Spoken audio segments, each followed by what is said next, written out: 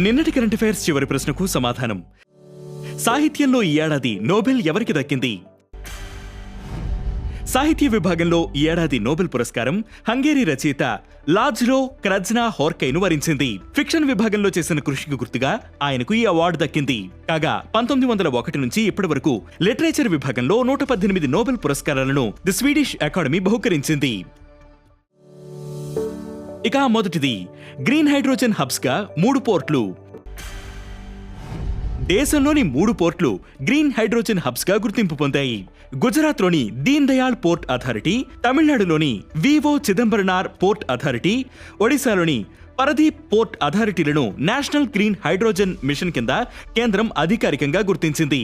Clean energy adoption దిశగా కేంద్రం అడుగులు వేస్తున్న నేపథ్యంలో ఈ పోర్ట్ల గుర్తింపుతో కీలక ముందడుగు పడింది. ఇక రెండవది, బూమ్రా అరుదైన record. Bharat pace bowler Jasprit Bumrah అరుదైన ఘనత సాధించారు. అంతర్జాతీయంగా 3 ఫార్మాట్లలోనూ 50 టెస్ట్ మ్యాచ్లు ఆడిన తొలి ఇండియన్ బౌలర్ గా నిలిచారు. విండీస్తో 2వ టెస్ట్ సందర్భంగా ఆయన ఈ ఘనత సాధించారు. కాగా ఈ జాబితాలో ధోని, విరాట్ కోహ్లీ, రవీంద్ర జడేజా, అశ్విన్, రోహిత్ శర్మ, కేఎల్ రాహుల్ ఉన్నారు. ఇక మూడవది, 2027 ఆగస్టులో తొలి బుల్లెట్ రైల్.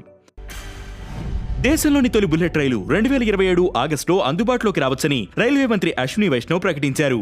ముంబై అహ్మదాబాద్ మధ్య ఉన్న ఈ ప్రాజెక్టు ప్రస్తుతం నిర్మాణ దశలో ఉంది. ఇది అందుబాటులోకి వస్తే ఈ ట్రాక్ మీద రైళ్లు గంటకు 320 కిలోమీటర్ల వేగంతో పరుగులు పెడతాయి. ఇక నాలుగవది, నేషనల్ రెడ్ లిస్ట్ లాంచ్ చేసిన భారత ప్రభుత్వం. జీవ వైవిధ్య పరిరక్షణ కోసం Bharat national red list launch, road map and vision launch చేసింది. IUCN వరల్డ్ కన్జర్వేషన్ కాంగ్రెస్ 2025 సందర్భంగా దీనిని ఆవిష్కరించింది. 2030 వరకు జీవ వైవిధ్య పరిరక్షణకు సంబంధించి తీసుకోవాల్సిన చర్యలపై ఈ రెడ్ లిస్ట్ లో ఉంటుంది.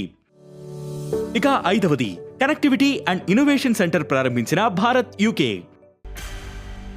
డిజిటల్ డిప్లొమసీలో భారత్ యూకే ముందడుగు సాధించాయి. ఇరు దేశాలు కనెక్టివిటీ అండ్ ఇన్నోవేషన్ సెంటర్ ప్రారంభించాయి. టెలికాం సెక్యూరిటీ, AI మొదలైన అంశాలపై పరిశోధనలకు 4 ఏళ్లలో 24 మిలియన్ పౌండ్లు వెచ్చించనున్నారు. ఇక ఈ రోజు కరెంట్ అఫైర్స్ క్వశ్చన్, జాతీయ గేయంగా గుర్తింపు పొందిన వందే మాతరాన్ని ఏ సంవత్సరంలో రచించారు? ఈ ప్రశ్నకు సమాధానం మీరే కామెంట్ చేయండి.